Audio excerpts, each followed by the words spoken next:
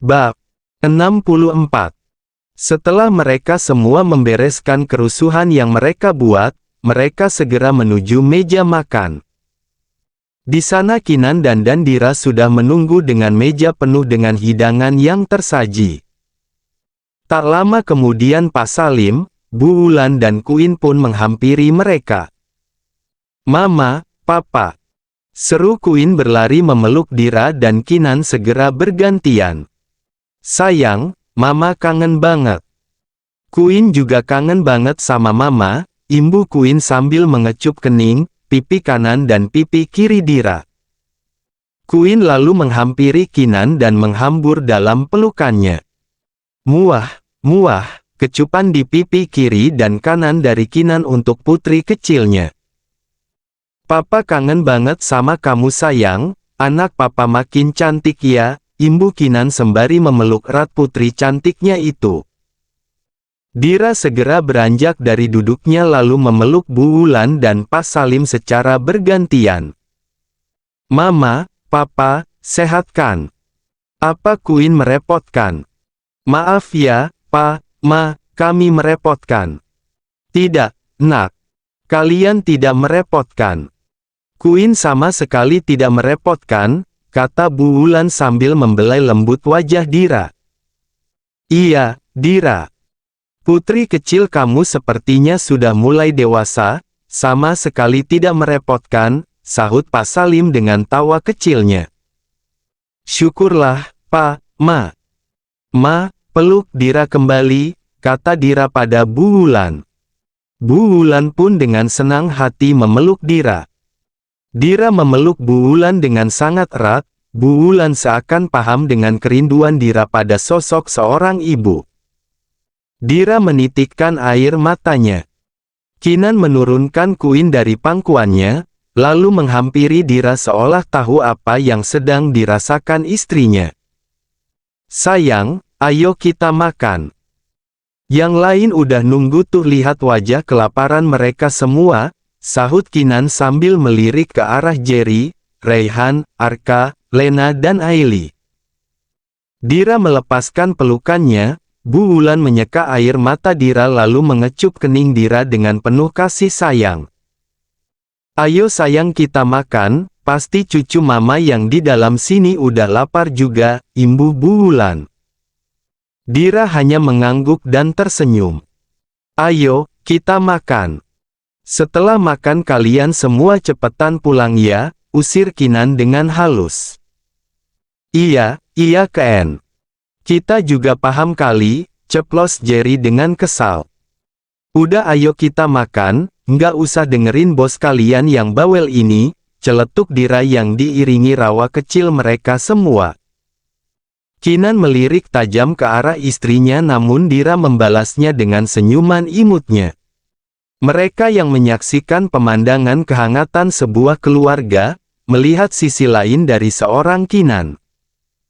Benar kata Pak Jerry, Pak Kinan begitu beda ketika berhadapan dengan keluarganya. Pak Kinan juga sangat menyayangi Dira, gumam Raihan dalam hati sembari menatap keakraban Kinan bersama Dira dan orang tuanya. Ya ampun Pak Kinan.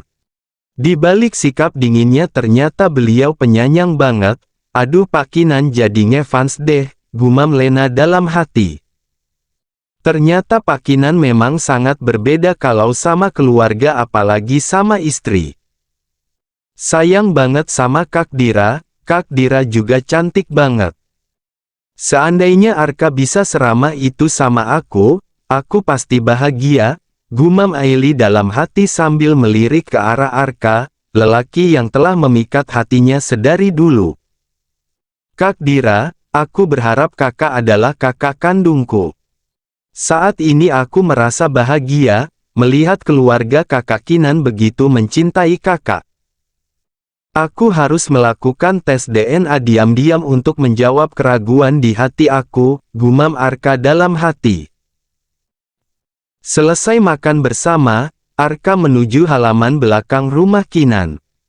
Arka berdiri menatap taman yang indah sembari memasukkan kedua tangannya ke dalam saku celana. "Arka," panggil Dira. Kak Dira. Gimana kabar kakak? Happy banget ya liburan di Paris. Aku baik. Iya Arka, aku bahagia banget. Negara impian aku dan Mas Kinan mewujudkan meskipun kami harus pulang lebih awal. Kenapa kak? Ya aku sama Mas Kinan kangen sama Queen dan nggak tega ninggal Queen lama-lama. Sama Mas Kinan juga nggak tega ninggalin kantor lama-lama. Tanggung jawabnya begitu besar Arka. Oh begitu. Kak Kinan sangat tanggung jawab ya dengan keluarga dan pekerjaannya. Sepertinya aku harus mencontohnya. Iya, kamu benar Arka. Kamu nanti harus bisa seperti dia, sekalipun dia terkadang ketus dan dingin pada orang lain tapi dengan keluarganya sikapnya sangat berbeda, puji Dira pada lelaki yang diam-diam tengah memperhatikannya dari dalam. Memperhatikan gerak-gerik Arka pada Dira. Arka menatap Dira dalam, memperhatikan wajah cantik Dira. Namun pandangan Dira masih menatap lurus tanpa menyadari Arka sedang memperhatikannya. Arka melihat rambut Dira terikat, Dira menguncir kuda rambutnya. Lalu tiba-tiba Arka menarik tali rambut Dira dan membuat rambut Dira terurai. Arka. Sahut Dira menatap Arka dengan perasaan terkejut. Maaf, Kak. Aura keibuan kakak lebih terlihat dengan rambut terurai, daripada harus diikat. Karena ikatan rambut kakak, membuat kakak lebih tampak muda dan semakin cantik. Nanti Kak Kinan bisa cemburu kalau kakak menjadi pusat perhatian laki-laki di luar sana, jelas Arka sembari tersenyum dan segera memasukkan tali rambut Dira ke dalam saku celananya. Hehehe iya, kamu benar. Ya udah aku masuk dulu ya, kamu ini ada-ada saja. Dira lalu segera ke dalam. Arka tersenyum penuh kemenangan sedangkan Kinan mengeratkan rahang dan mengepalkan kedua tangannya yang sedari tadi melihat gerak-gerik Arka dari balik kaca. Sepanjang perjalanan pulang, Aili memegang sisi jaket Arka dengan kuat karena Arka cukup ngebut mengendarai motornya. Tiba-tiba tangan Arka meraih tangan Aili dan melingkarkan pada pinggangnya. Pegangan yang kuat nanti jatuh, kata Arka. Aili tersenyum bahagia melihat sikap Arka yang hangat padanya. Arka, apa kamu masih menyimpan rasa untuk Kak Dira? Tanya Aili dengan perasaan ragu-ragu. Iya, memangnya kenapa?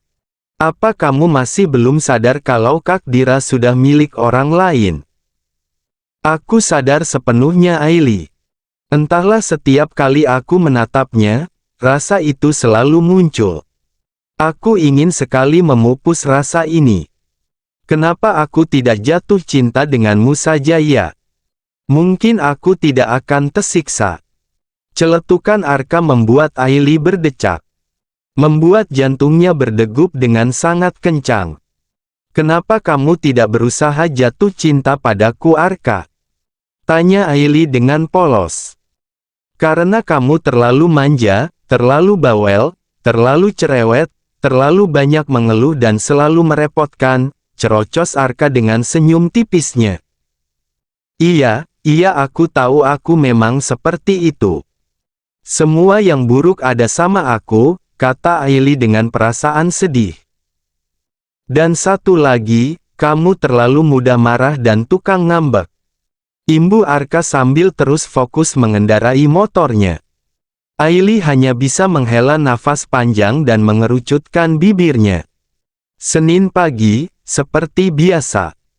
Dira bangun pagi menyiapkan segala keperluan Kinan untuk bersiap ke kantor. Dira menyiapkan setelan jas, sepatu, dasi, jam tangan dan juga tas kerja Kinan. Dira segera turun menuju dapur sembari menunggu Kinan yang masih mandi. Pagi, Bi, sapa Dira dengan wajah ramahnya. Nyonya, selamat pagi. Ada yang bisa saya bantu? Balas Bidarmi dengan ramah. Saya lagi mau buat sarapan untuk Mas Kinan. Mau buat nasi goreng sama telur mata sapi, kata Dira yang mulai mengikat rambutnya ke belakang. Saya bantu ya, Nye. Bibi tolong buatin jus jeruk untuk Tuan sama Nona kecil. Dan kopi hiam untuk Tuan, 2 sendok teh kopi, gulanya 1 sendok teh aja ya, Bi. Baik, Nyonya.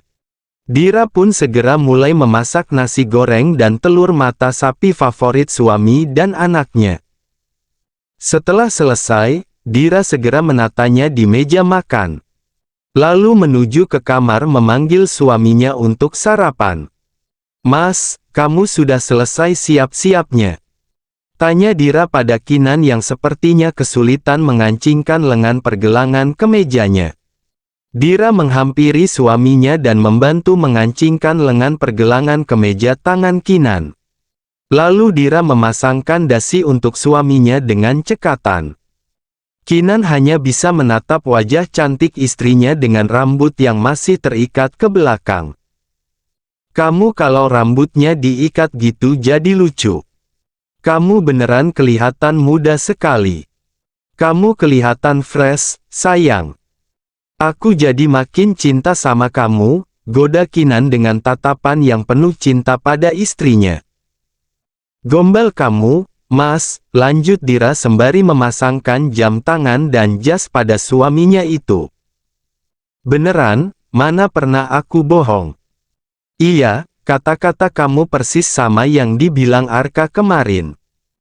Katanya rambut aku, kalau aku ikat gini kayak anak muda dan bisa jadi pusat perhatian laki-laki di luar sana terus bisa bikin kamu semakin cemburu. Dia bilang gitu kemarin. Iya, Mas. Sampai ikatan rambut aku dilepas katanya biar aura keibuan aku semakin terlihat. Aneh-aneh aja tuh anak. Iya, dia kan memang aneh sayang, sahut Kinan dengan ketus. Ya udah, ayo kita sarapan Mas. Sekalian aku ke kamar Queen. Iya, sayang. Aku tunggu di bawah ya. Oke. Dira segera menuju kamar Queen, rupanya Queen baru saja selesai mandi dan ditemani Mbak Sari. Nyonya. Nona baru saja selesai saya mandiin. Kata Sari sembari mengeringkan tubuh Queen dengan handuk. Ya udah, Mbak Sari bantu Bidarmi aja ya. Biar saya yang pakein Queen baju, saya masih kangen, Mbak. Hehehe, iya Nyonya. Sari pun segera undur diri lalu menuju dapur membantu Bidarmi. Anak gadisnya Mama, sekarang makin cantik ya. Pasti nanti di sekolah banyak dikejar-kejar cowok nih, goda Dira sembari mengoleskan minyak telon pada tubuh Queen. Queen mau jadi kayak Mama.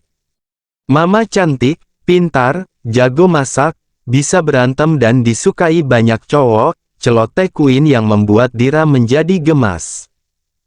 Mana ada sih cowok yang suka sama Mama selain papa kamu, sayang? Banyaklah, ada Om Jerry terus Kak Arka juga, kata Queen dengan polosnya.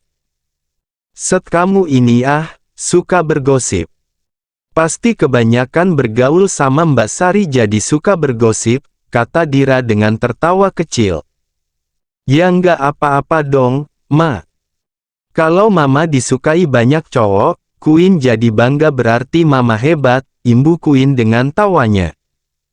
Hei, kamu.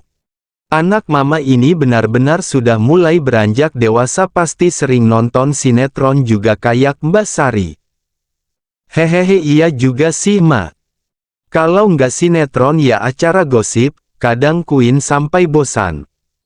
Temenin Queen main di ruang tengah, si Mbak Sari malah nangis, senyum-senyum sendiri kadang ngomel-ngomel sendiri gara-gara lihat sinetron sampai Queen dicuekin. Kamu ini pinter sayang.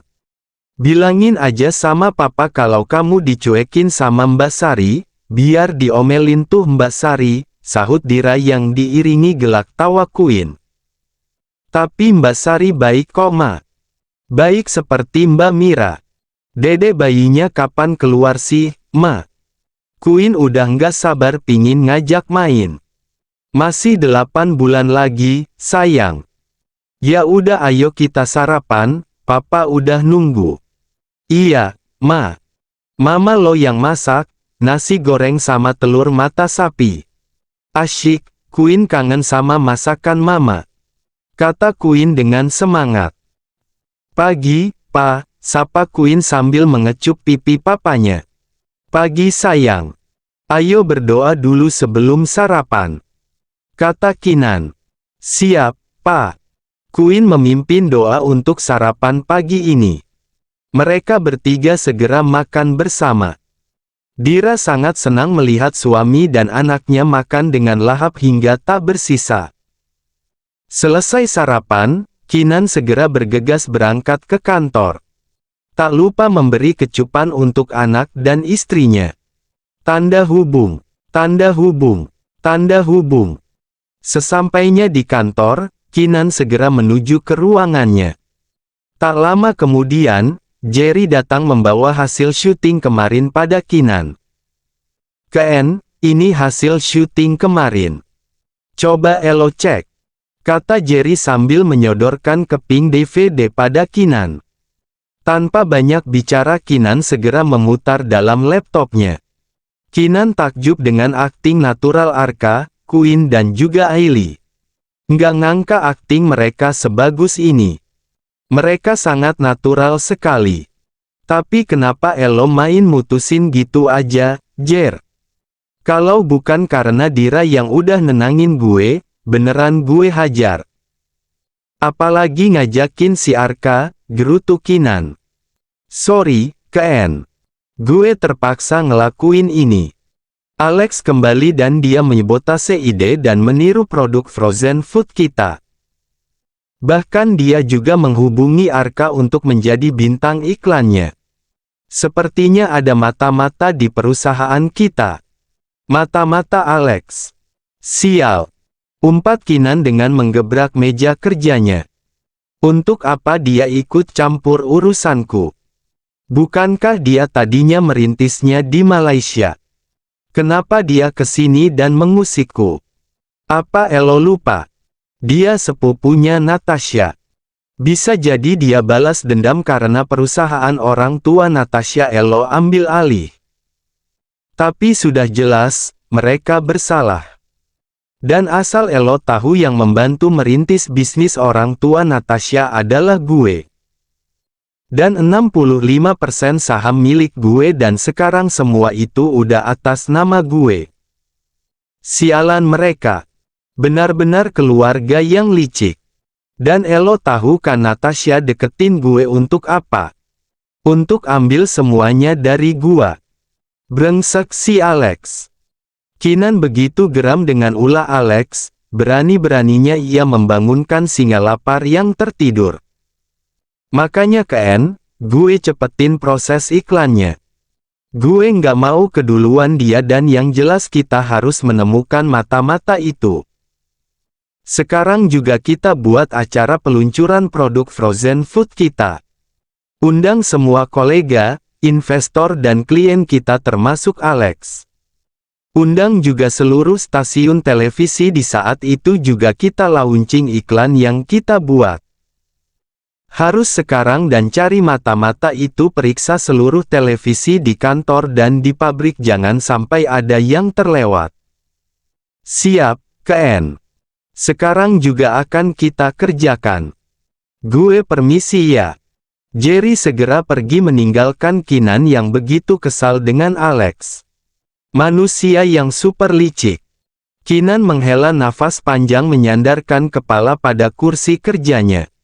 Apa-apaan ini, gue bener-bener kecolongan. Gerutu Kinan dengan menggebrak mejanya sekali lagi.